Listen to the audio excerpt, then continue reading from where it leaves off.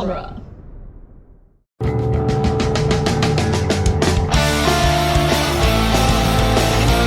In the world of Hollywood, movies get greenlit and redlit. They get remade and rebooted. But we are the Ideal. I'm Sam Gash, and you are listening to Ideal Remake. Thank you for listening to Ideal Remake. We take movies that either have been, will be, or should be remade and talk about what the ideal version of that remake would be. And out of all the podcasts and all the towns and all the world, Chris Lord is a guest on mine. So, Chris, is Casablanca a movie that has been, will be, or should be remade? It's a movie that should never, ever be remade, which is why I picked it, because it is my favorite movie of all time, and I wanted a challenge. Wrong. The answer is, it has been remade. That's true. It has technically been remade. I think Barbarella is considered a loose remake of Casablanca. What? Yeah. No, wait, is it Barbarella or Stripperella? I think it might be Stripperella. It was like, there was some random... Barbarella, Queen of the Galaxy? Maybe it's Stripperella then. I would have to double check this. But, like, there is some movie that I was, like, shocked to like, when I was reading the description, is basically, like, it's just a ripoff, essentially. Oh, I'm sure there are numerous ripoffs of Casablanca, but there actually have been two other things on IMDb that have the name Casablanca. Okay. One of them was a prequel series that they tried to make, and then another one in 1955 was supposed to be a remake, but also series. So it's been remade as a TV show, but a TV show in 1955. And weirdly, if you look it up on IMDb Pro, it doesn't have an end year, so it was never canceled. Oh, it's just still going. It's still going. It's still going. But yeah, so largely I agree with you. It's one of those, like, kind of like held up as this is a nearly perfect movie. It's very, very good. Mm-hmm. Probably shouldn't ever be remade for a lot of the reasons we're going to talk about. Lots of reasons. But it is also a brand name, which means that it will be. Yes. And also, I'm pretty sure Warner Brothers still owns it, because it was a Warner Brothers film back in the day. And if there's any studio we can bank on making really poor decisions, it's Warner Brothers. I mean, they got to pay that algae rhythm. Oh my God. I'm sad to say that I know what that reference is, because I did watch Space Jam: A New Legacy, which is maybe one of the worst movies I've ever seen in my entire life. It is extremely bad. Yes. And it has influenced choices I've made on this show. I bet it has. But it's one of those things where it's like, it's not public domain. Like, you still have to go to HBO Max in order to watch this movie. Yeah. Which means that it's owned by them, so... It absolutely is. I'm curious, if all the influences had in this show, are you no longer casting LeBron James and things? No, I was doing some animated thing, and we actively chose not to cast Zendaya because she's very fun, but she's expressive with her face, and she can't do that if she's a voice actress. Oh, that's right. Because Yeah, she was Lola Bunny, and she was Lola not a Bunny. particularly good Lola Bunny. That's true. She's not particularly good. I mean, no one in that was particularly good. I will say, there's like a 5-minute sequence where they're going, like, rounding up all the different Warner Brothers IP characters.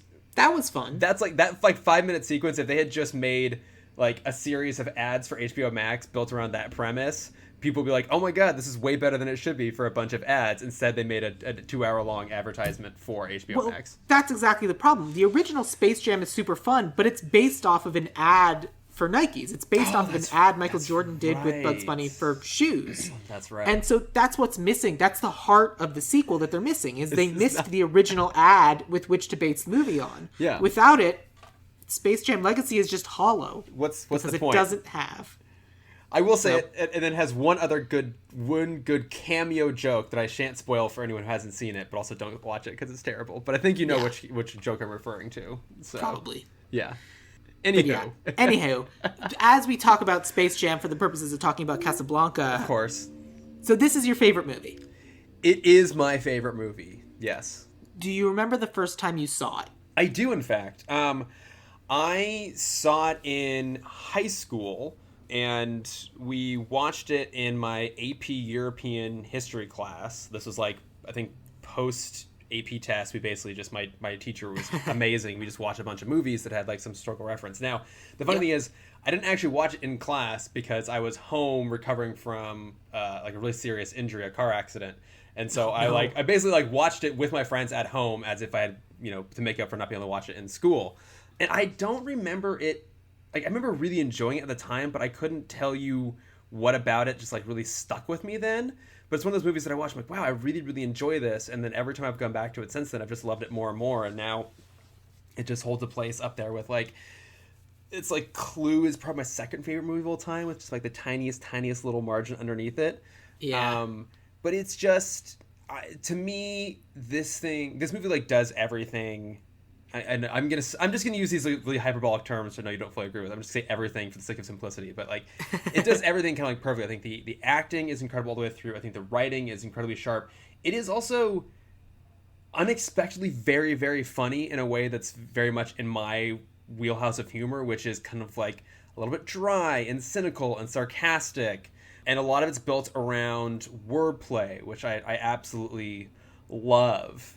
And this is a small little note, if you'll allow me a digression here, already very early on in the show. But there's this amazing term my friends and I discovered called adionata, which is very hard to describe because it's really hard to find examples. But this movie is like one of the best examples of it. And so it's essentially what it means, like a person says something in a room and to two different people it has two different meanings. So the example is when the chief of police, when... Captain Reno is like sitting at the table and he refers to Major Strasser as one of the people who gives the Third Reich the reputation it has today. To the Major, it's considered a compliment, or he reads it as a compliment, but Rick knows that it's actually meant as an insult. So the same phrase has two different interpretations, two different people. Got it. And that is adionata, and it's like this really specific like grammatical device that has like no other examples except for this movie that I can think of off the top of my head. So it's a good trick in comedies. Yeah. It's like one of those things where you're having a conversation with the person on the phone and the person who's there in reality. So you're saying something in the phone that answers the person. It is both an answer to the person in reality and the person on the phone, who are both having different conversations with you. Yeah.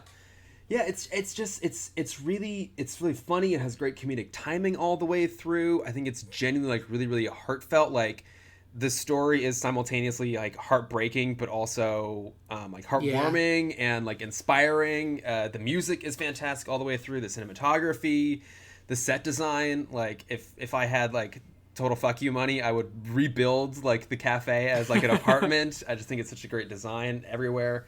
You get to have your apartment upstairs, and then you just get to have that hangout area. Yeah, I get to have like a classy bar. I would love to live above a classy bar. So it just checks every box of something that I really love about film. And I think it's so much of an era too, for better and definitely worse at times. And that's part of the reason I love it as well. And that's why I feel like it would be so hard to go and try and make it now, because it is so much of this bygone era of like classic Hollywood, and thus the challenge of trying to remake it. I don't necessarily agree that like bygone era films are as difficult to make, although this one certainly is. The other couple I've talked about on the show so far, and I know there's going to be another one I'm going to be remaking this summer. So okay, fair enough. All the bygone era ones are difficult to remake. It also has the problem of, when this movie came out, it's not a period piece. It is strictly contemporary. Yeah. And that makes this so much harder. It really does. Yeah, I mean, the movie came out in 42. It's set in 1941. So yeah, I mean, it's like you know, about living during World War II while World War II is going on. Yeah, which is wild. Which is really crazy. Yeah. And it's part of what makes it so good, because it gets to it's literally a pop culture movie, but feels timeless. It does. Yeah, I think it really much has a timeless feel, and I've read, you know, I have a book that basically talks about the history of the film itself, and includes a copy of the script, which looks nothing like a modern script. It's basically just a play. And I've, you know, read books about Humphrey Bogart, and like gotten a sense of how this film kind of, it was a splash when it came out, and you know, it won some Oscars, got a lot of attention, but it kind of disappeared, and then it sort of had like a, not quite an ironic, but like almost like a cult revival around college campuses, I think in like the 70s or the 80s or something like that, and then it kind of like really kind of brought this resurgence. Like how like it's like how It's a Wonderful Life had that kind of thing where It's a Wonderful Life didn't do very well, and then like they just kept showing it around Christmas, and then people just like kind of associated it with the season. I think it's more like this isn't like an odd comparison, but almost like a Rocky Horror Picture Show sort of thing of like people like they started like playing it again. And everyone's like, oh, like this is like this amazing, very singular cult film.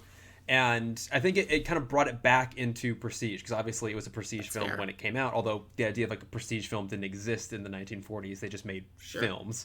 They were just happy that the sound worked. That's exactly it. Yeah. So it's this really, and I would not do it justice trying to go into like the whole history of like why it still has some cultural significance. All I can say is that for me it resonates, and I always say that I am absolutely a middle-aged man trapped in the body of a person in his early 30s.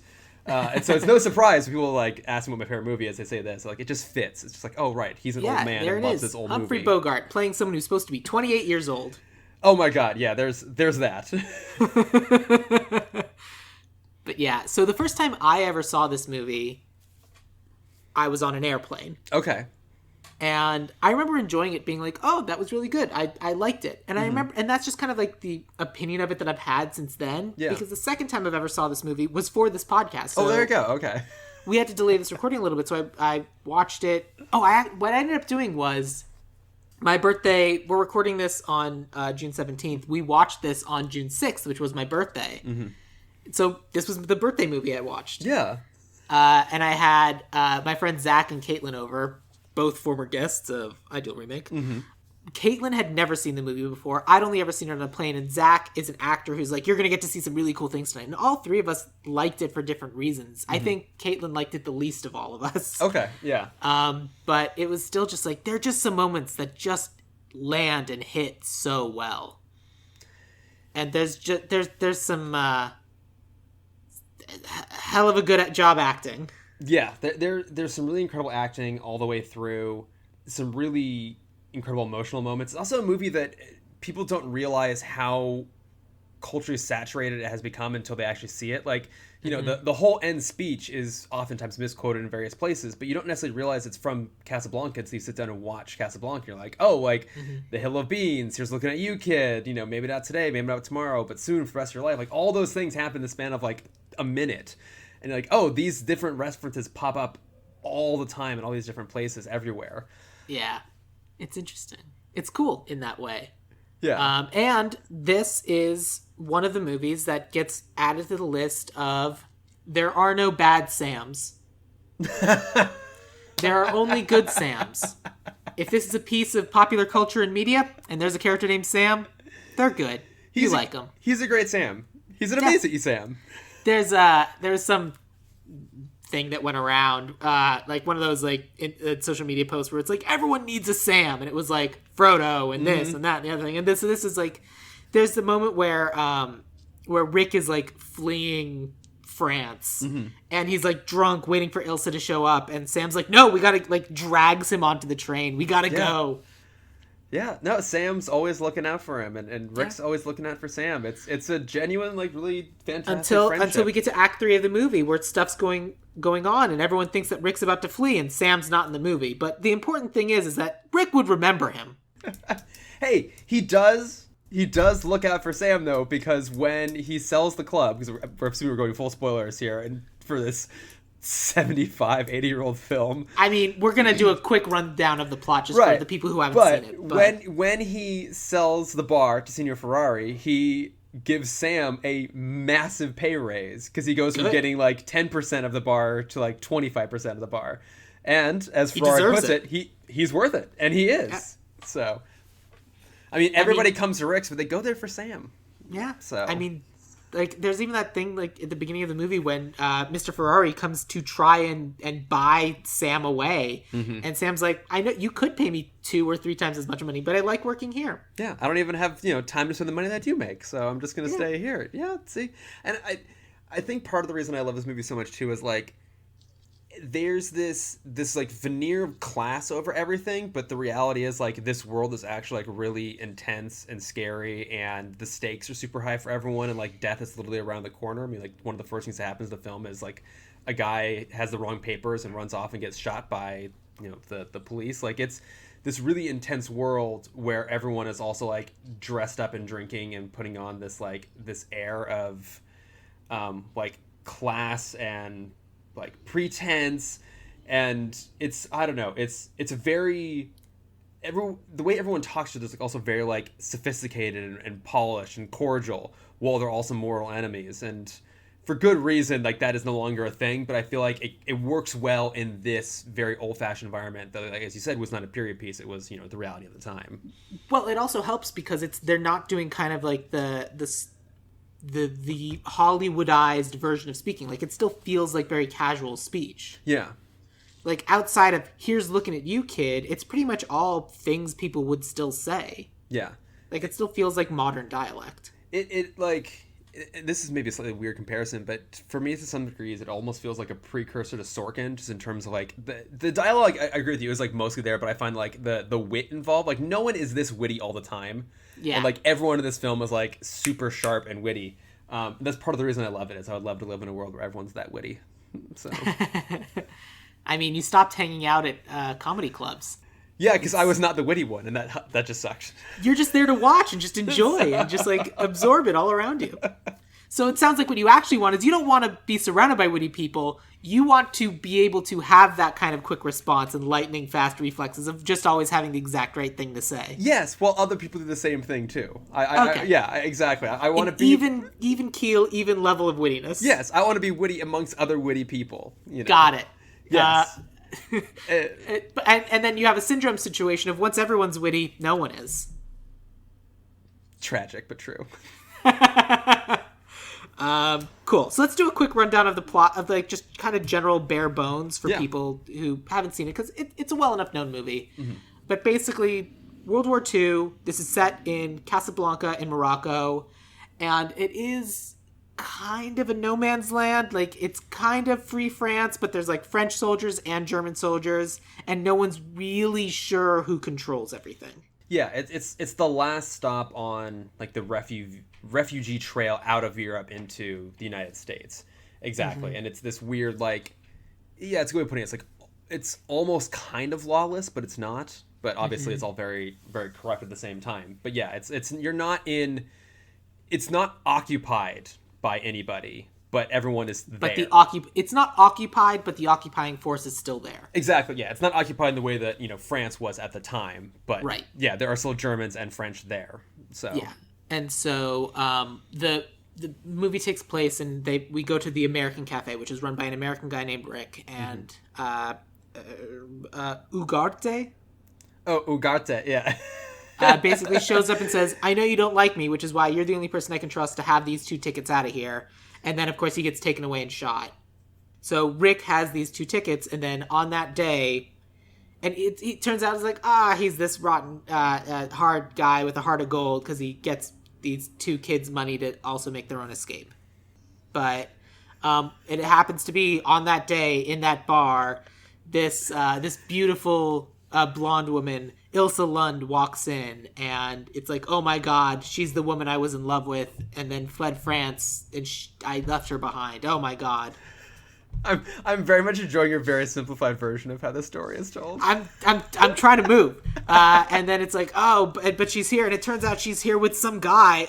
Gross. We're not getting back together. Oh man, my heart. I'm gonna be a dick about it, because I'm Humphrey Bogart, and I only have one move, and that move is be a dick. And it turns out that, like, she's fleeing with Victor Laszlo. Yes, her Victor Laszlo, Czechoslovakian husband. Yes, and as someone who is myself of Czechoslovakian descent, I appreciate that. Mm-hmm. And basically, he is a big writer for the resistance and is really good at, like, rallying the people and getting them together to fight against fascism.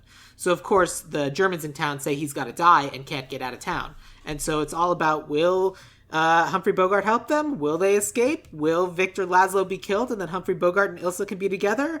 Who knows? It's a movie. Yeah. Yes. That is a nice simplistic way of structuring the entire story. I did my best. But yeah, so the thing that I think makes this movie in particular so difficult to make is the fact that at the time of its release, it was contemporary. Mm-hmm. So I feel like if we're talking about a remake, the first question we need to ask is, when can we set this? Yeah, I agree. I think that's the big challenge, is not only that it was contemporary when it was made, but also, it's iconic. And then we talked about this a little bit too. That the cast is made up of iconic actors in iconic roles, right? So it's like, how do you find someone who can, be a contemporary to Humphrey Bogart? How do you find a contemporary for Peter Lorre, who plays Ugarte, who's, like the classic, oh my God, I'm so creepy. Someone who's been parodied in so many different places, Claude Rains as well, like these sort of like iconic actors. I mean, Peter Lorre was the easy one. That was just an easy one for one. But everyone else, I tried very hard to like kind of capture the essence of the character, but then tried very hard not to get someone who doesn't look like them. Okay, that is probably a smart way to go. So, if we're gonna die, like, as part of like when it's set, I feel like that's when I kind of reveal like I spent a lot of time trying to figure out like, how do you do this? Or like, how do you make something so iconic and find a reason for it to exist? Right. And I was trying to think of like what other examples I know of that's been done really well. And the one that I landed on was the HBO Watchmen adaptation from Damon Lindelof. Interesting. Which didn't actually remake Watchmen. It just told another story set in this iconic world. And it obviously recast some of those characters, but it's slightly different context. And so like it sort of spiritually and thematically was resonant with the original text, but wasn't just another version of it. And so the kind of the version that ultimately I landed on that I think would work, and I'm very curious to hear your take, is that I wouldn't actually do a full remake of Casablanca. I would do a anthology series set in the world around these characters and all the stuff that's happening in this time, in this place. And I would call it what the play upon which Casablanca is based off is called, which is Everybody Comes to Rick's. So the whole idea is that it's centered around Rick's, and you have a lot of the same characters, including Rick Blaine and Louis Renault and everybody, but you're focusing on like the individual stories of all the people that are going through all this rather than doing the exact beat for beat story plot remake. So I'm curious what your angle in on it was / your thoughts on that idea. So I thought about that, but obviously I've done this podcast thing enough times that I kind of try and stick very hard to the rules of it has to be a movie, because otherwise like any one of these things that we're talking about now, you're always going to want to spend more time with the characters. But in order to tell a concise story and recapture what the original was and actually make a true remake, I do kind of try and always lead us towards movie. Didn't we do a series once? We did. It was one of those episodes from the first few things, but we ended up doing a series of movies, because when we talked about Superman... No, I thought... What was one of the ones that I did? I thought we ended up doing one of the other ones as a series. We did James Bond, we did Superman, we did League of Extraordinary Gentlemen. I thought that one ended up being a series. Mm-mm. Oh. No, it wasn't. Oh. The one that felt most like a series is because we pitched a 5-movie arc for Superman. No, it wasn't Superman I was thinking of. It was one of the other ones, but clearly I'm mistaken. So. But, regardless... So the thing that really struck me about Casablanca is the time capsule nature of it, because I've really been focused on the fact that it is a movie about that moment and what is happening in the world right then, taking a stance on it and saying, here is kind of an idealized story of what kind of people can and potentially could be. Of here's the way people behave, but here's kind of the way when push comes to shove, the way they should behave. Okay. And the obvious thing that you could do if you were remaking it now is you could certainly make it about the Ukrainian conflict, but I don't want to do that. Because that also feels vaguely exploitative. It's not a world war, and it's a little bit different. So part of me wanted to take it and do kind of like what Watchmen does a little bit, even though this isn't how Watchmen operates, because I think that Watchmen is kind of set in the 90s. I don't specifically remember. But I was kind of doing like a Day After Tomorrow kind of thing, where it is a little bit kind of seeing how the way the world could potentially be headed, and kind of like what people might be forced to do. So instead of doing like what the movie originally did of setting it in 1941, but the film came out in 1942, we're currently in 2022, set it in a hypothetical 2025. Oh, okay. Interesting. And kind of playing with it that way. And that's kind of the angle I'd kind of considered for myself, but that's as far as I got because I knew we would have to be having this conversation. Okay. Well, certainly if the idea of setting it in that world at that time and doing it more like an anthology series at the window, we're going to have to do something kind of more different like what you suggested. Well, so. we literally have opposite ideas, so we have to figure out the version that makes the most sense to us collectively as a team. Right, okay. It doesn't matter if I'm not going to dictate anything. We're here to talk about the movie. Okay. I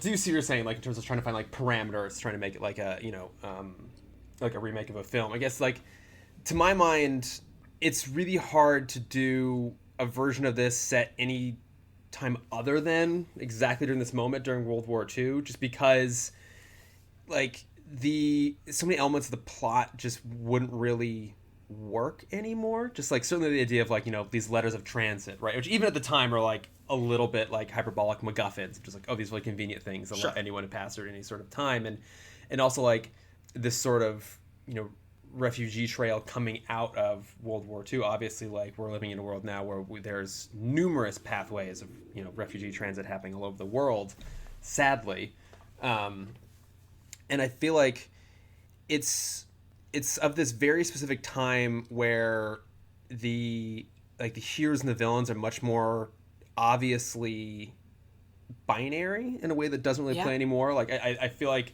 I'm sure I potentially disagree with that. So basically what's happening in the world of Casablanca is that a world that everyone was comfortable in and felt like they knew is collapsing around them. Or has collapsed around them, and now they're trying to have to get to the only places in the world where potentially they can make sense or try to fight for a better world. So if we're setting this in 2025, theoretically this could be about the collapse of the United States and American fascism kind of taking hold and kind of seeing the expanse of that.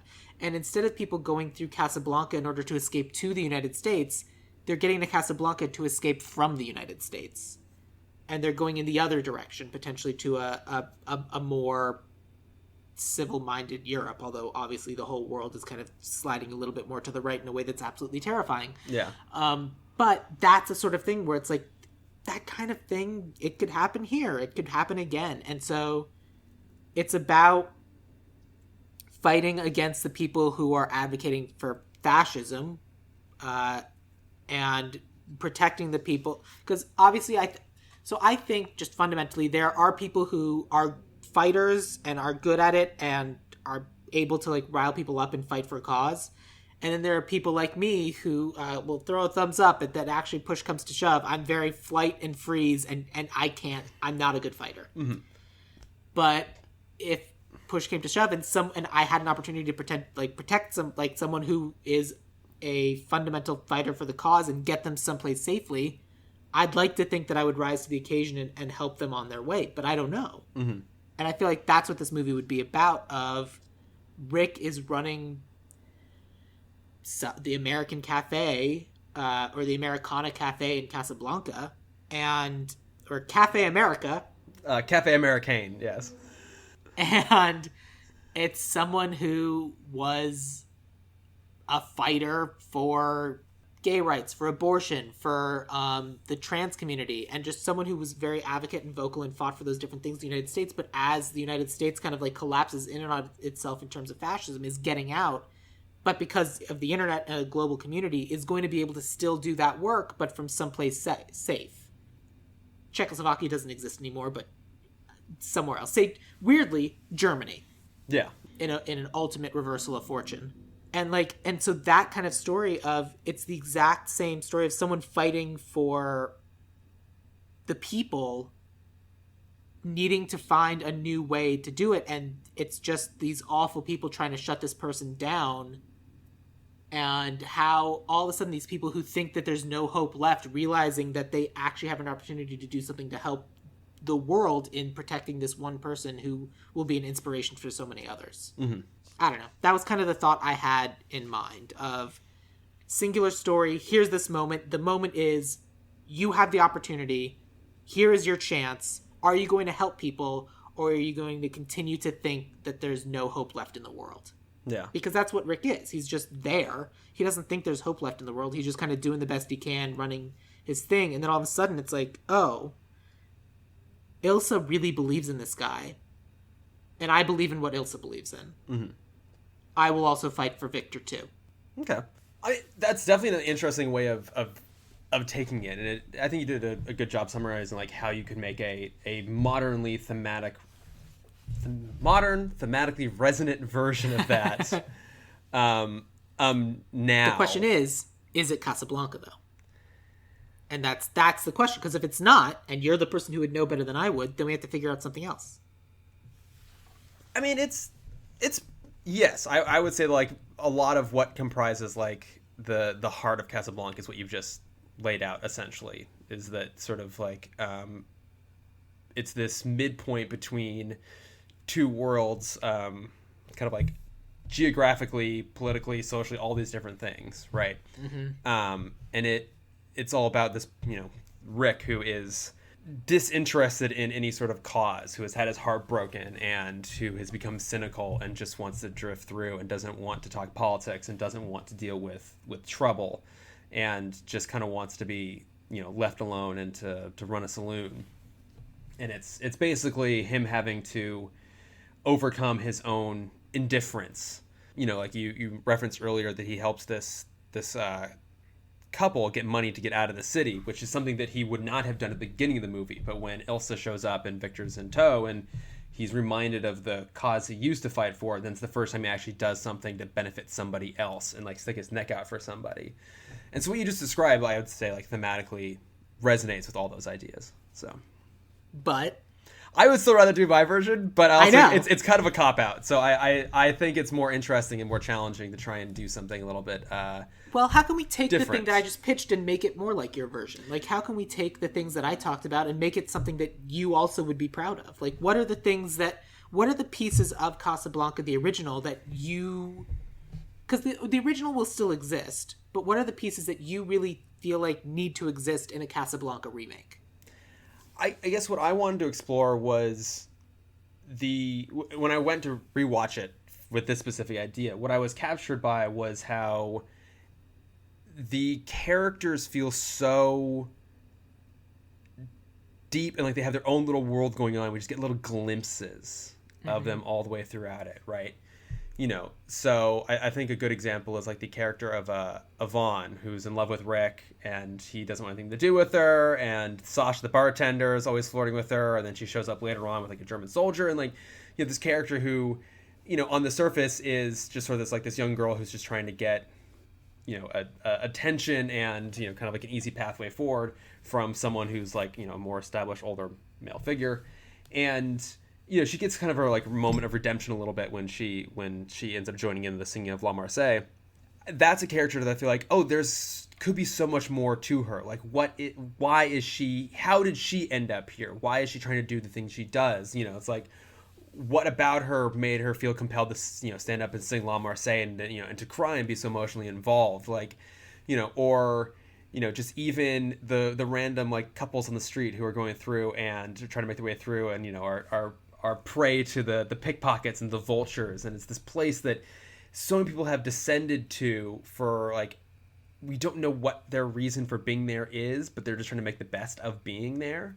And, thinking about one of the modern things to me that relates the most is this idea of, again, this refugee trail of people trying to escape from this horror to what they hope will be a better place. And that, especially during World War II, that came in a lot of different versions. There's a lot of different stories that are involved in terms of people trying to get out of there or just trying to make their way through life at the time. And so I kind of want to just expand out that world a little bit and figure out like, what is it like to be part of the, like with Berger and the resistance movements that's down there. Or, I think Carl is such an interesting character because he's, kind of like one of the bar managers, but, someone refers to him as like the professor, and he's part of this underground movement as well. And you get the sense that there's so many people there that have a life that's much more complicated than the overly simplistic version that we're seeing for moments on screen. And so I wanted to like widen that out and see kind of what their story was a little bit. This is a bit of a tangent, but of course it is. We're talking. When was the last time you watched the movie Spirited Away? I don't think I've ever seen Spirited Away, actually. Oh, all right. Have you seen any Miyazaki movies? Yes, I saw Princess Mononoke at the Hollywood Forever Cemetery like a couple years ago. But that is just like an oeuvre that has passed me by. That's somehow.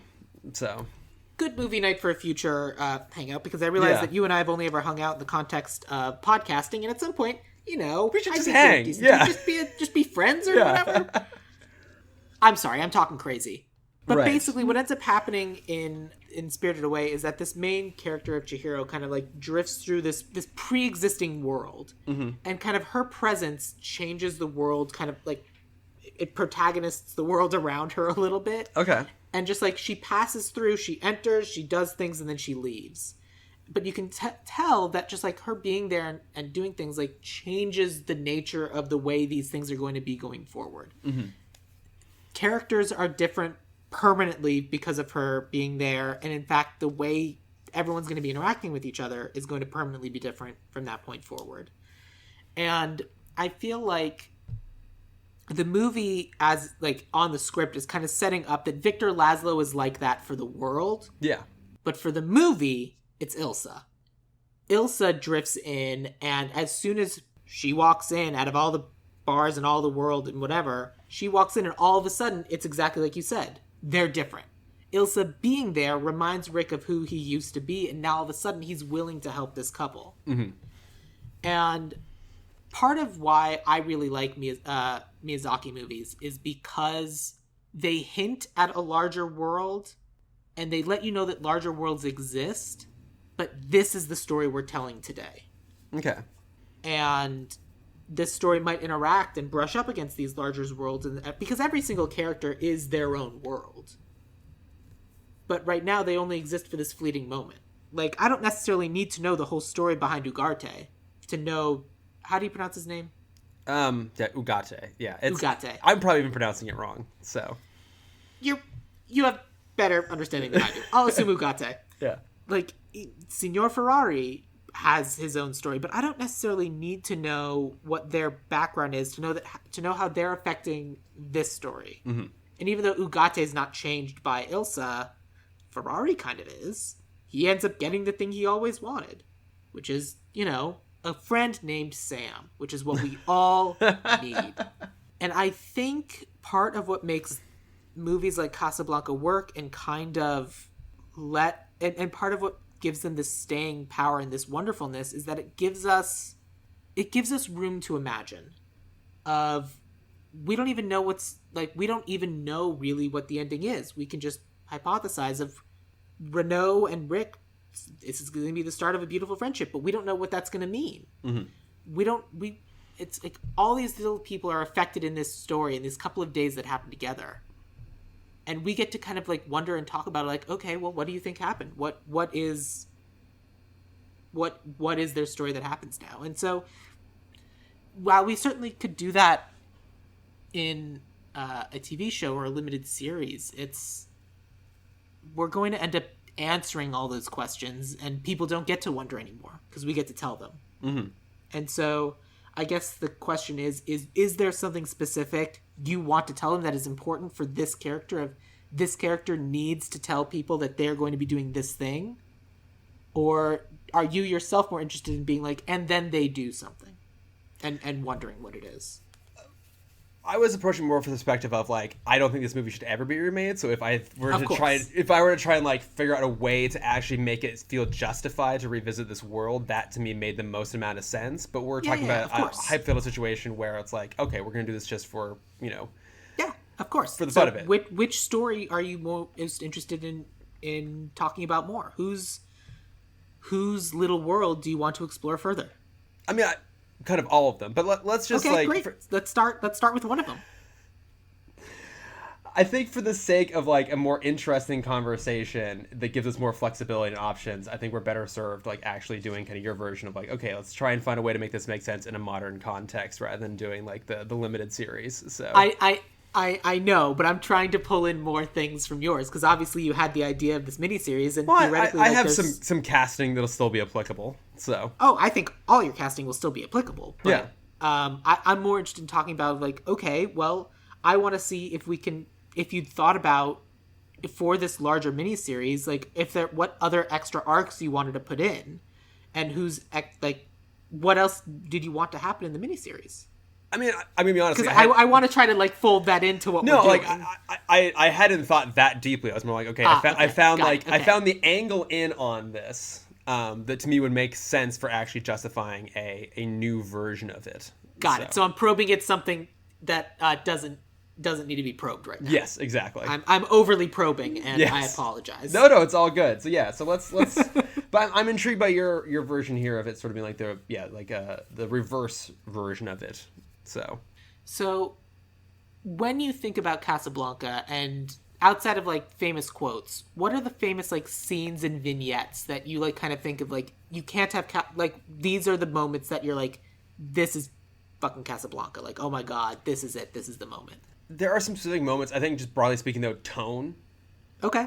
It's a big part of it. I think the movie has a very, very specific tone where it's like, again, it's a little bit of mystery. It's a little bit of like dark humor. There's this sort of like flippant attitude amongst a lot of the characters all the way through. Mm-hmm.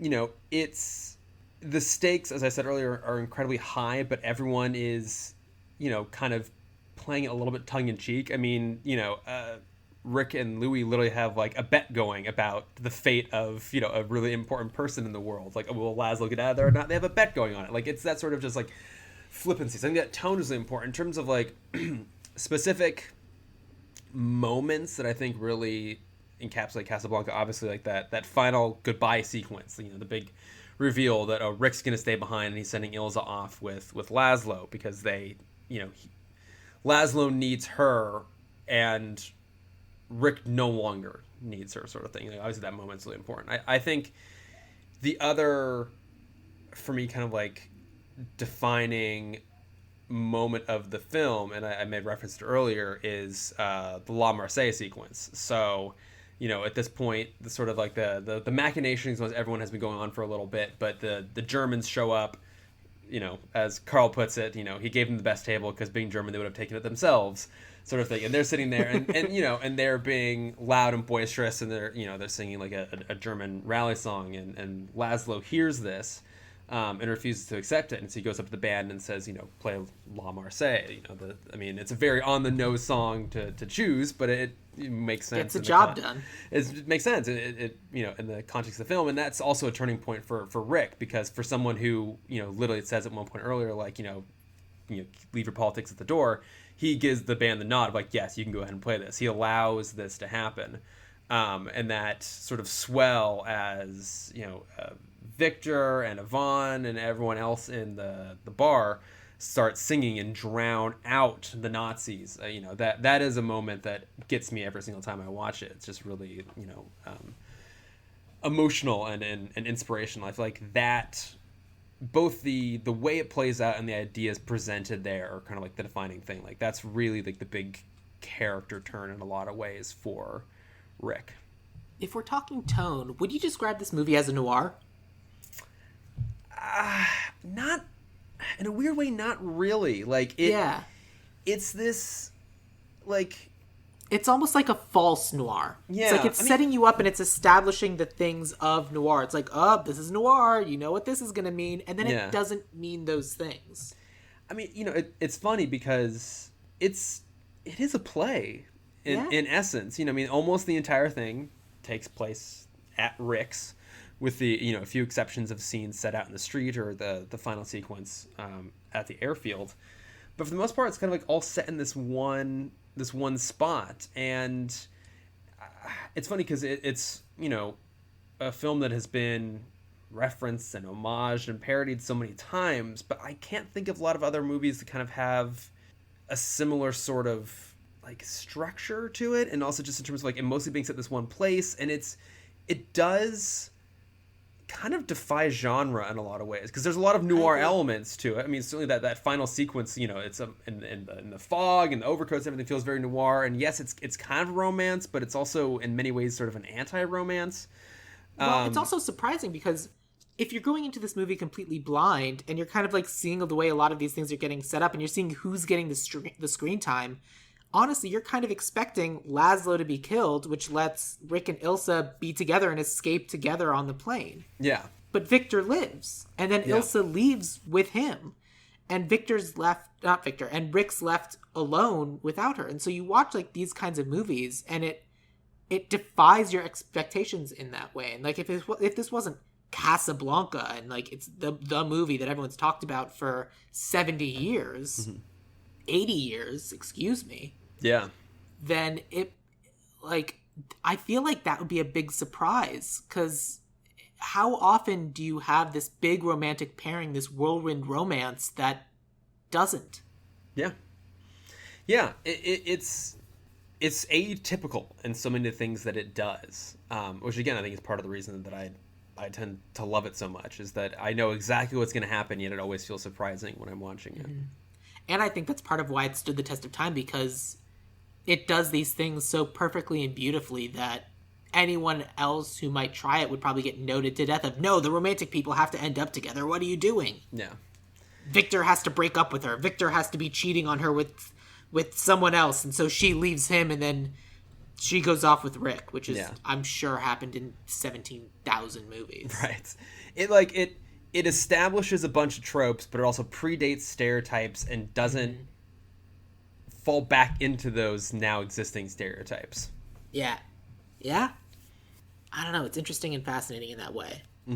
But for our version, because of that, I think that those things still play, because in the 80 years hence, those tropes have gotten even more codified and more set up. Like, I was just talking about the new Batman movie that came out, and even though Batman and Catwoman don't end up together at the end of the movie, don't they though? Don't they really?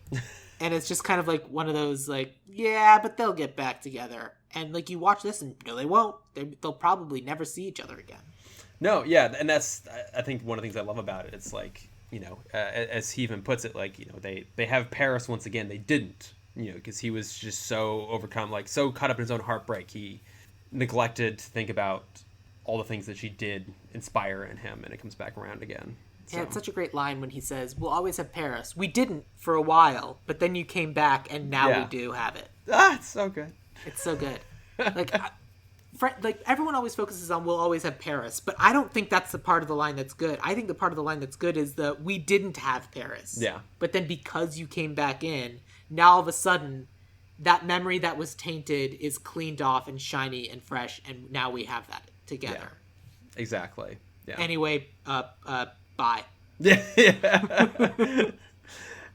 As a tangent, if you haven't seen it, you got to go watch. There's this amazing Saturday Night Live skit from a few years ago with J.K. Simmons in the Rick role, in the Rick Blaine role, and then oh my god, and he says he will never give her up. He will never let her exactly yes, and then oh my god, how am I blanking on Kate McKinnon. There you go. Good job. And then Kate McKinnon as Ilsa, and it's like, you know, outtakes from Casablanca, and it just watch it to see Kate McKinnon do an Ingrid Bergman impression. It's really, really fucking hilarious. So. That's great. Yeah. Yeah, it's tough. Like, it's so iconic that how do you reestablish the icon? But yeah, I don't know. Let's talk about casting. Okay. Because I feel like in talking about casting, we'll kind of like solidify things a little bit more, and like who we kind of see, how we kind of think that roles should be represented. Okay. I feel like we got to start with Rick. Yes. Oh, Rick, this is a challenge. Yeah. Luckily, I had lots of names written down, so I have other options to pull from here. So I actually broke one of my own rules. Okay. When coming up with my Rick, because it's someone who has been used so many times. He had been used so many times in like kind of the early days of my podcast, and then he kind of hasn't been used for like 2 years. Is it Idris Elba? It's not. Okay. But it's someone who kind of like, you can see his face that he used to be someone who represented so much joy, and now it's just kind of been like beaten out of him, and now he's just like, it's fine, I guess. And at the end of the day, it's someone who really represents. He's American, and he has to really represent that this is America. Donald Glover. Oh, interesting. And he goes from someone who's super young and fun and joyful in Community and to someone who, like, I mean, he's still funny in Atlanta, but also, and like Childish Gambino days of like, clearly like, I've seen too many things, I know too much, I can't have that same sense of joy that I used to have when I was younger. I like that a lot, actually. So that's who I thought might be fun. Who did you have? I had a long list. Again, I was trying to like more obviously emulate sort of a Humphrey Bogart vibe in the original version that I had kind of thrown out there. Well, who did you have for your version? Like, if the series ended up getting made, who would be the person playing Humphrey Bogart? One of the things that I was kind of trying to approach when I was doing this was, you know, one of the things that people recognize most about Casablanca was that at the time especially had a very international cast. Yeah. And so as much as possible I tried to cast actors that were reflective of like what part of the world that original actor came from / that character is supposed to be from. So I did the exact same thing. Yeah, I had a long list of names of people that I think are really great, but they're more international. Like, they weren't actually American. Like, one of the ones that I really loved that I think he could be really good, but I don't think works, would be Javier Bardem. Just like, again, he's not American, but I think he kind of gives off that vibe a lot. But knowing that I wanted to kind of go for more of an actual American feel, what are we going to go for? John Bernthal.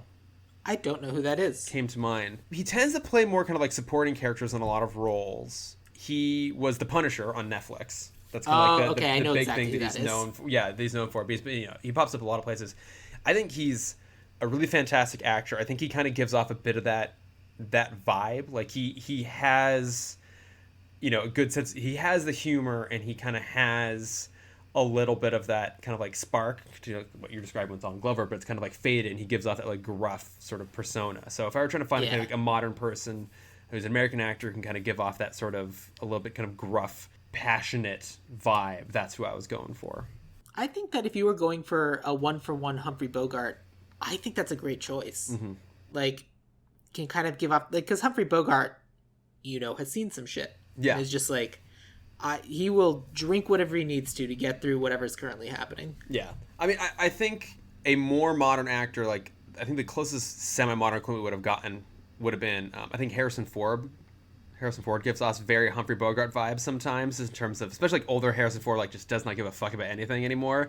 But wouldn't work now because he's you know, he's far, even for an actor that was too old for the role originally, Harrison Ford is far too old now. Yeah, Harrison Ford in the 80s would have been correct. Yeah, however. Exactly, that doesn't work. So yeah, I think, yeah, if I was going for like a modern version of the original Humphrey Bogart energy, I would go for John Bernthal. But I really like your casting of Donald Glover in that part. So. All right, cool.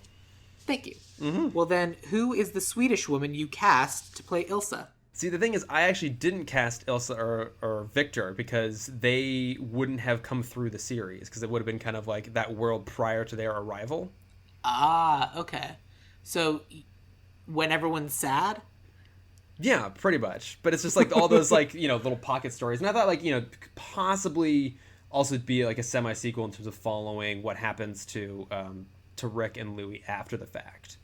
I feel like that's the sort of thing where everyone would be like, okay, so it's like Gotham. We're not going to have Bruce Wayne. And then you cast Bruce Wayne. Oh, who's going to be playing your Joker? Oh, it's this guy. Yeah, exactly. We don't have Batman or the Joker. But anyway, here's Batman and the Joker. Yeah, it would not have featured Laszlo or Ilsa at all. Okay, well then I will tell you about who mine are. So I went with probably the best Swedish actress who we could think of to play kind of the femme fatale, the femme not fatale? Because not fatale. Yeah, not fatale. I went with Alicia Vikander. She's great. Yeah. Swedish, Ex Machina, Tomb Raider, Danish girl. Yep. She's just great. And I feel like she would be able to kind of like pull the emotions in order to do this role. And also could, if needed, find the emotions and then when the time came, turn them off in order to get the job done. No, I think it's a great shout. And then you also didn't have Victor. So my Victor is actually Victoria Laszlo. Oh, okay.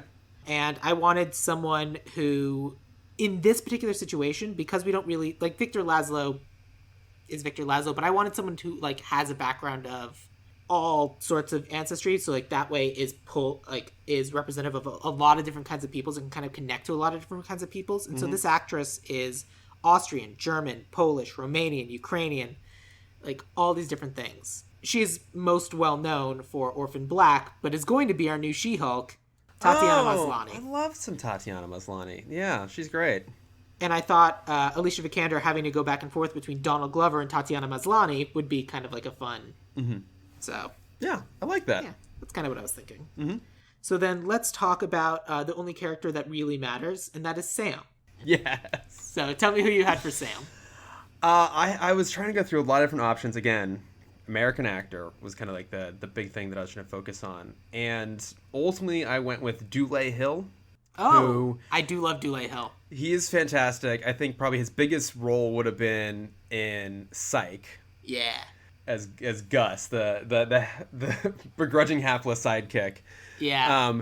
But and he's popped up in a few other things here and there. But I think there's just this really fantastic sort of like radiant energy from Sam. He is kind of like one of the bright lights in the whole movie. He's like one of the few characters that really hasn't succumbed to cynicism the way that everyone else is. One could argue that maybe he's like the last character that really hasn't fully come to cynicism. Yeah, it's and true. I wanted someone who just kind of had that sort of buoyant energy that could sort of shine through a little bit. And so I went through a lot of different people, but he was my top choice there. That's great. I love it. Mm-hmm. And I think he can play the piano, right? Probably. I mean, he seems like the type of guy who could. Yeah, I'm trying to remember, because I watched a lot of Psych, and I'm trying to remember because I feel like the main guy played the piano, but I don't remember if Dule Hill ever played the piano. I don't know if he did or not, but I feel like he probably could. I also consider I'm sure he could. Yeah, trying to cast an actual musician, like, no, it's better to cast an actor, and they can, figure it out from So there. But that is what I ended up doing, is I tried to be like, I was like trying to find black guys who can play piano, or black guys who are musicians, who aren't like known for being the musician. And I ended up casting this actor who I personally haven't seen in a lot of things, but I know is supposed to be pretty good. He's in the new Station 11, but I cast him because he was in Mozart in the Jungle. And Mozart in the Jungle, you'd think people who are Mozart in the Jungle would be kind of musical. Yeah. You'd think. So this actor's name is Gael Garcia Bernal. Oh, I do. Yes, I love Gael Garcia Bernal. Yes, he's a fantastic actor. I don't specifically know that he can play the piano, but I know that he does music stuff, because Mozart in the Jungle. Yeah. But I'm perfectly happy to go with Dule Hill. All right. Especially because I have seen this person perform, and I know that he is good. Yeah, I love him. He every time he pops up in anything, I'm like, oh, hey, it's so nice to see you there, Dule. Yeah, we need to see more of you. Yeah. And not when I accidentally almost ran you over in Pasadena. Anyway, look, I almost accidentally ran over Dule Hill. I almost got run over by... Oh, no. Blonde actress who was in Studio 60 on the Sunset Strip, and Jane Krakowski? No. And she's in like a lot of the American Horror Story things. She was Sarah Paulson? Yeah. Sarah Paulson almost ran me over. Oh, hey. In Hollywood. I mean, this is what happens when you live in the city. You're inevitably going to almost run over a celebrity, or almost get run over by a celebrity. Correct. Yeah. Let's talk about Captain Renault. Yes, so... An important to cast a French guy. Yes, and that was exactly it. I was trying to find someone who was actually French, because, Claude Rains, love him though I do, is not French. He's English. Gasp! So... With that accent? I know. So I went through a few options, and I came across an actor. I was like, oh, yeah, this is absolutely perfect casting. And I know I've made reference to this actor before when we were casting for James Bond, but the actor's name is, and forgive my pronunciation if it's inaccurate, is Saeed Taghmaoui. And so I think most people recognize him as he was one of the members of Wonder Woman's army battalion in the first Wonder Woman movie from 2017. But he is a French actor who is also North African. So, hey, actually someone that fits the bill here very, very accurately. And he has that sort of just charm to him. Like, he just kind of, especially of him, his portrayal in Wonder Woman, he's just really, really charming in a way that, he has a bit of a bite to him, and you don't entirely trust him, but you can't help but be charmed by him nonetheless. Yeah. So, I was like, oh, wait. When I came across him, this is actually really quite perfect. Yeah, that's a fun choice. Mm-hmm. I like it. Who'd you have?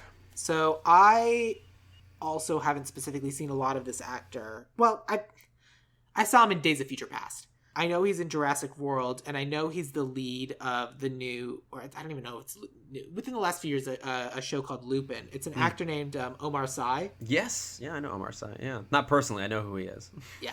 Worth clarifying. So I just thought he was a fun choice, especially if he is the French guy in Africa. So Yeah. I cast a black guy. Yeah. And so, yeah, I just thought that was a fun choice. I think Saeed Tagmawi, who I definitely did not spell his name correctly, but I have it now. Yes. I have it up. Okay. Yeah, I can send it to you. So. I mean, he's the elder in John Wick Chapter 3, Parabellum. Oh, that's right. He's in John Wick Chapter 3 as well. Yeah. Yeah. He's in the Professionals TV show. Like, he's done a bunch of stuff, and I think Saeed Tagmawi is a better choice. I like Omar Sy. I think Omar Sy's fun. I thought about him as well, too. Yeah, I like Omar Sy a lot, actually. I would love to see him pop up in more stuff. So now we have to talk about Sajarman. Yes. So you went first for the last one, so I'll go first for this one. Because I didn't know who our bad guy was going to specifically be, I wanted to cast an actor who was versatile enough that no matter what our bad guy was, this guy could do it. Mm-hmm. I don't know that he's specifically German, but I did do this casting specifically because I knew you would approve. Because this gentleman has been in The Devil Wears Prada, Captain America, Hunger Games. It's Stanley Tucci. And who better to play miscellaneous villain of which we are unsure than Stanley Tucci? You know, I can't argue with that. Stanley Tucci, the Tooch, as I love to call him. And he definitely appreciates. I'm sure, he probably would. I get the feeling that he probably would appreciate it. I'm sure you would not be the only person he gets it from. Oh, 100% not. Is one of my favorite actors of all time. Yeah, so it was playing to my crowd a little bit. Yep, I love it. Who did you have that you, Chris Lord, think is better than Stanley Tucci? Again, not a character that I cast initially because of the weird little tangent version that I was doing. Well, but arguably, because you said it's before Ilsa and Laszlo arrive, does Heinrich Strasser only arrive because Laszlo gets there? Yes. There aren't other Germans? I just thought he was one of the Germans that was there are other Germans there, but no, like, one of the first scenes of the film is we see him get off a plane in Casablanca.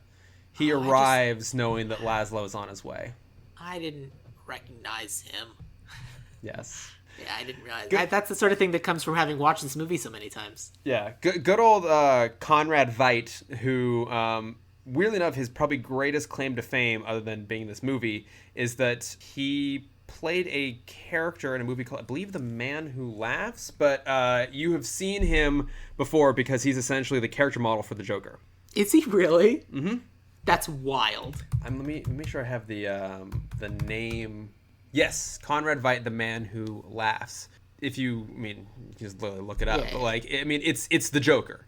Like, I even remember when they were casting The Dark Knight way back in the day, prior to Heath Ledger's casting. You'd see his picture pop up sometimes, just because, like. Oh yeah, there it is. Yep.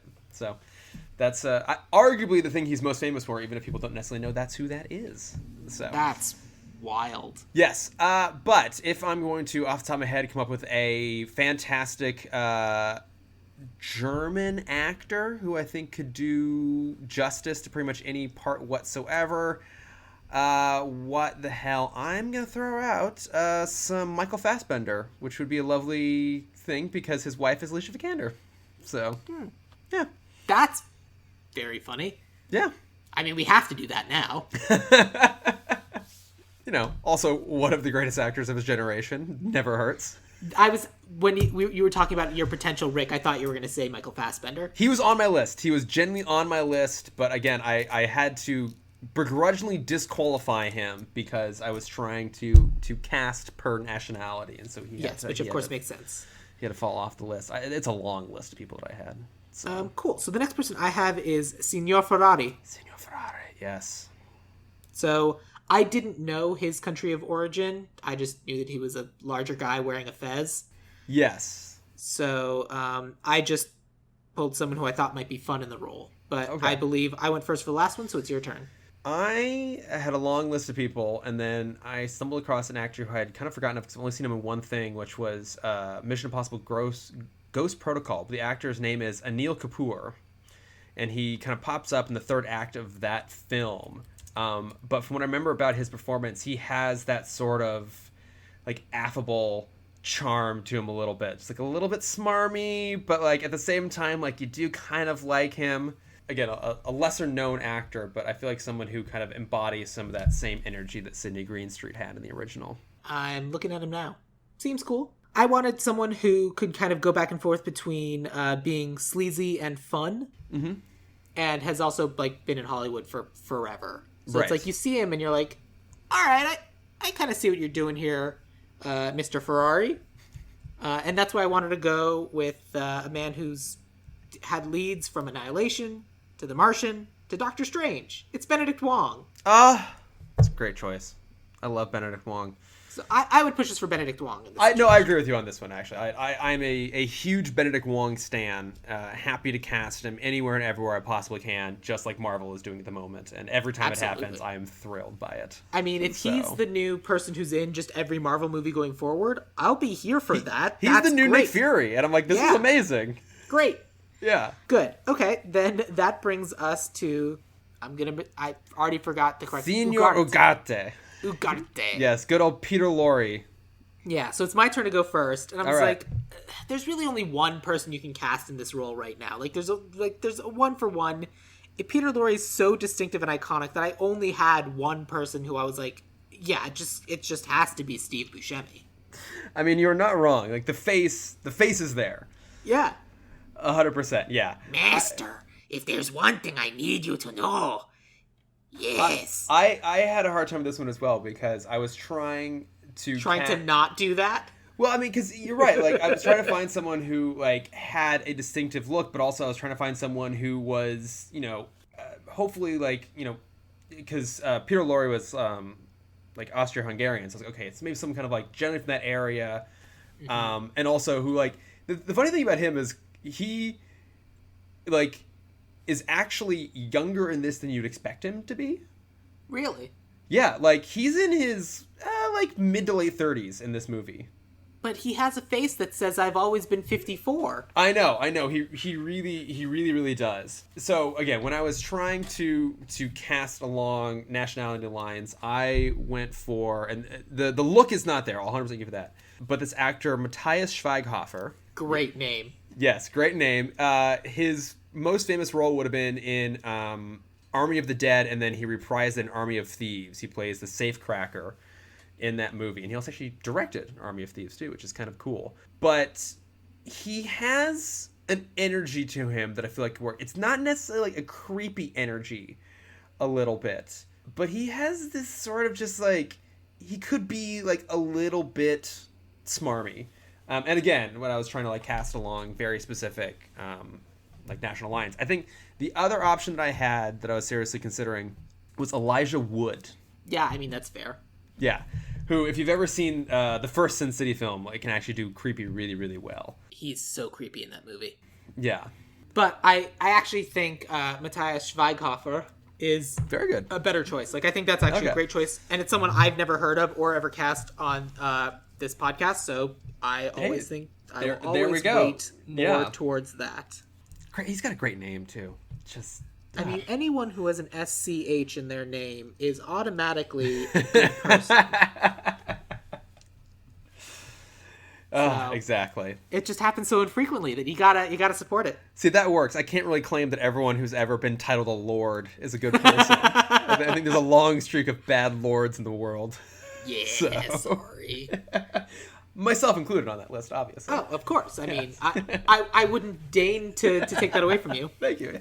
The only other person I have in terms of cast is Carl the bartender. I had a hard time with that one because I was trying to cast someone German. I was going to leave that up to like just casting some random older German actor that we're all charmed by. But if you have a specific person, I'm lovely. I didn't cast a German. I just cast someone who I think all of us would be like, yeah, that's a fun choice. Mm-hmm. And it's someone who who doesn't do as much acting anymore, but like you see like has the potential to disappear into a role. Is one of those things that we don't always remember how truly great an actor this person is, but is fantastic. And that's Jack Black. I love it. I love Jack Black. I love him so much. So I just thought that'd be just a little bit of stunt casting just to be like, oh, is that Jack Black? Oh, okay. Yeah. and he's like there to support Rick. Yeah, I know. I love it. So I thought that'd be fun. So did you have any other actor roles that we didn't get to? Nope. We hit all of them. So let's talk about writer and let's talk about director. Yes. I have a separate writer and director. Do you have a hyphen it? I did, but I'm going to change it. Okay. Because again, like the original version I had is sort of off the table at this point now. But when I was trying to think of like, doesn't matter. So when I was trying to think of like this is actually a writing and directing pair who are really good at making things that on paper should be awful and making them really, really great. Okay. And who I know can actually handle like lots of different genre. And again, if you're talking like an anthology series as I originally pitched, like you have opportunity to kind of lean into genre here and there. And so I was going to go with Phil Lord and Chris Miller on the list of like, good lords that are out there. Indeed. No relation, sadly. But I don't think that really works in the version we're doing now. Yeah. So I did not have time to think of a new director, but that's all right. I think my director is pretty strong. Okay, but when we're talking about like a writer who I think can talk about this, because basically the version that we've now kind of gravitated towards is, because it has a little bit of that like 5 minutes in the future sort of thing. It's like it's not like sci-fi necessarily, but we're talking about like a hypothetical world. Yeah. A little bit, and certainly like a darker hypothetical world. And you referenced the series earlier, so I'm going to go with the writer, creator, and showrunner from Station 11, Patrick Somerville. Okay. Who, for those of you who haven't seen Station 11, is incredible. It's kind of a hard watch initially, because it's essentially about like living through a pandemic, not drastically dissimilar to the one that we just all have been living through on our own for the last few years, but surprisingly for a series that is playing so close to reality in terms of like what we're dealing with, it is actually one that inspires a lot of like hope and positivity. And if you'll allow me to be a little bit of an industry knob here for a second, the podcast that I produced, we were lucky enough to have like a really long interview with him, and he's just an incredibly smart, insightful, self-aware, fascinating guy, like the sort of person that I would trust to do like anything. And if people wanted to listen to that interview, what podcast is it that you produce? That is the X-Ray Vision podcast at Crooked Media. Thank you for that natural segue into a plug.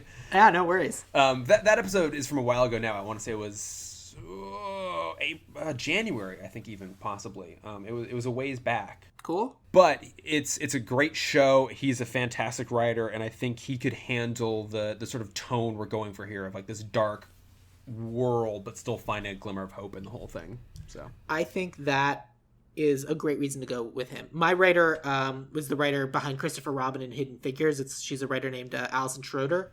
Oh, okay, yeah. And I thought that she'd be like able to kind of like get to the personal story within it all. Mm-hmm. But I think you're right that Patrick Somerville is the way to go. Oh, okay. So since you don't have a director, let me tell you about who mine is. Mm-hmm. I wanted someone who, again, because I think at the end of the day, it's about the personal story and making it very real and really getting to know these people like as they like develop this connection, lose it, and then develop it again. Of course. I thought that there's this direct, and while also finding those elements of fun in it and like really having a school with which to rock, but also being the director behind Boyhood and the Before trilogy. And I wanted to go with Richard Linklater. I cannot argue with that. I love Richard Linklater. He's one of my all-time favorite directors. The Before trilogy, I think, is an absolute masterpiece. Those three films. There was something coming up that said that they met 38 years ago. So are we going to get a fourth movie in 2 years? We don't know. Honestly, like, it's one of those things, and normally I'm always a fan of like, hey, like, we kind of got the perfect thing. Don't ruin it by giving us more. But every time they do a new movie, it's fantastic. So I'm like, just keep giving more. I don't give a shit. I mean, especially like you just get to have the two of them walking around and be like, so what did you do during the pandemic? And it's like, oh man, let me tell you. Yeah. I mean, if we'll allow a tangent here on those movies, like they are such a perfect encapsulation of like what it is to be a certain age. I need to go and rewatch Before Sunset because I'm now kind of getting about the age they are in that movie. But I always felt like the Before person who I think is a year younger than me. Exactly. Yes, I'm closing in on 33 here. Gasp. No one turned 34 2 weeks ago. Yeah. Hey, you know what? I always say that just life keeps getting better the older I get. So, I had to tangent off your tangent. I remember I was hanging out with some friends on my 33rd birthday last year and talking about like, oh man, getting older isn't scary. I was like, well, yeah, but if you break your life into, let's assume 99 years. Mm-hmm. The first third has got to be the worst third, right? Like, it's when you're like figuring things out, you don't know who you are, like puberty and all the gross stuff. Worst third. 33 to 66 has got to be the best, and then 66 to 99, second best. Or potentially best, you don't know, because if like you really get into retirement, you have this amazing. Yeah. But like exactly that. Like it only gets better. So enjoy that. No, I absolutely will. But yeah. Although I don't intend to live long enough to be old, so dark. Yeah, I know. Cool. Yeah. All right. Well, I think we have a fun mix in terms of characters. Is there anything else you wanted to say about Casablanca before I give us our rundown of cast? I am intrigued by what we've put together here in a way that I normally would not be, because I am so precious of this film in particular. So yeah, it's one of those things that'll either work really well or not. Yeah, no, but I genuinely think there's we've picked a really fantastic collection of people. Yeah, and I think it'll be it would be an interesting, assuming this happened, it's just an interesting, I don't know, it'll be weird. We'll find out. Yeah. But in the meantime, let's talk about Casablanca, or as we'll call it, White House. What? So, well, Casa is house and Blanca is white. Oh, so, okay. That makes sense. White House. I'm having a blonde moment over here. Yes, that does make sense. So we're not going to call it White House. Sorry, is this like a prequel to the White House is Down franchise? No, I'm just translating the name of a city because I'm a monster. I like it. Rick Blaine will be played by Donald Glover. Ilsa Lund will be played by Alicia Vikander. Sam, everyone needs a Sam, will be Dule Hill. Victoria Laszlo will be Tatiana Maslany. Captain Louis Renault will be Saeed Tagmawi. Sure. Major Heinrich Strasser will be Michael Fassbender. Signor Ferrari will be Benedict Wong. Ugarte will be Matthias Schweighofer. Schweighofer. Yes. Thank you. Uh-huh. Carl will be Jack Black, and all of this will be written by Patrick Somerville and then directed by Richard Linklater. And it will take place over 17 years of filming. Only Linklater could pull that off. Yeah, and that's the only reason that movie's watchable. Because it's so interesting and compelling. Should have been rewarded more. Anyway. Yes, agreed. But no, I am intrigued by the assembly we put together here of people. So yeah, cool. So once again, for people listening at home, tell us about this podcast that you produce, Chris. Yes. So in previous times I've been on here, I've plugged the podcast that I used to host called Tim Talk, which was a breakdown of the DC animated universe. But that show has come to an end. We made it through the entire purview of that universe, and so we are no longer making that show, partly because I also got crazy busy just producing. And so, yeah, I produce 2 different podcasts for Crooked Media. One, as I mentioned before, is X-Ray Vision, which is a kind of deep dive on nerdy pop culture. So at the time that this comes out, I think we'll still be covering Miss Marvel and potentially Obi-Wan Kenobi. Right around that time. Yes, and then, all the big summer releases that are coming up, like Thor, we'll be covering that as well. And then the other show that I produce is called Keep It, and so that is another pop culture show, but kind of a broader pop culture show, and it's all about from a queer perspective. It's the 2 hosts, Ira Madison III and Louis Vertel, kind of go through every week and talk about kind of what's happening in pop culture. So, and then passing it forward, as it were, to the audience. Oh, the Keep It refers to the... No, I that's not what I'm referencing. Oh, okay. And it's just the natural progression of Gay It Forward. Oh my God, yes. Oh, good old Gay It Forward. Long retired Gay It Forward. Yes, this is a much better show than that was, if I'm being perfectly honest.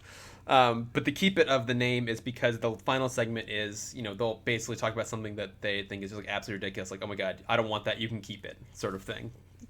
Very funny. Yes. Great. Yes. So it's a fun show, but yeah, go check those out. So yeah. Cool. If you're interested in following me, I am at Sam Gash, SamGasch on Twitter, or you can certainly follow the podcast, Ideal Remake, on Twitter or Instagram, or you can join the Dueling Genre Discord, which should be in the show notes, if you want to tell me what we did wrong, and I will not pass that on to Chris because he doesn't need that kind of stress in his life.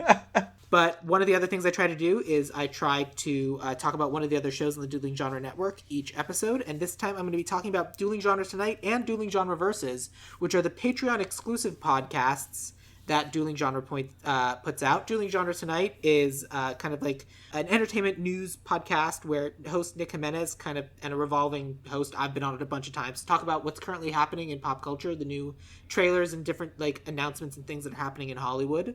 And Dueling Genre Versus is a rewatch podcast where different Dueling Genre hosts talk about different shows. And relevant to Chris's interest, I was just on for 2 episodes of Dueling Genre Versus Teen Titans. Oh, fantastic. So I got to watch 4 episodes of Teen Titans and talk about them, and it was super fun. The animated series, I take it? Oh, yeah. Okay, good. The original animated series and not Teen Titans Go, which I enjoy, but it's not the same. And both those are still better than Titans, so I just had to clarify. So. Yes, correct. Yes. I definitely referenced your breakdown up because I've never seen Titans, and I didn't watch Titans because you and Cam talked about how bad it was on Dim Talk. It's awful. Yeah. So yeah, let's just say thank you, Chris, for encouraging me to rewatch Casablanca, which is better to watch not on I enjoyed it on a plane, right, but better to watch again with friends in your home on your birthday.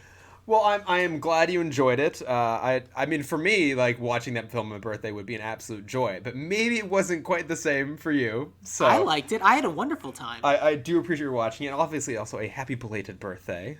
Thank you. So I had empanadas and then vegan gelato, and got to watch Casablanca with 2 friends. That actually does sound pretty good. It was a pretty amazing finality. Pretty amazing finality to the birthday. But thank you very much for being my guest once again on this. Thank you for having me. As always, it's always so much fun. You are welcome all of the times, whenever you like. Yeah. And yeah, so we'll end the way we always end, and this is a particularly difficult one. What is your favorite quote from the movie Casablanca? It would have to be, and if you allow the brief context here, is when Captain Louis Renault is being forced to shut down Rick's, and he has to come up with any excuse possible. And so he says, "I am shocked to find gambling in this establishment," right as the croupier walks up and goes, "Here, you're winning, sir." "Oh, yes, thank you." And he puts him in his jacket and walks away.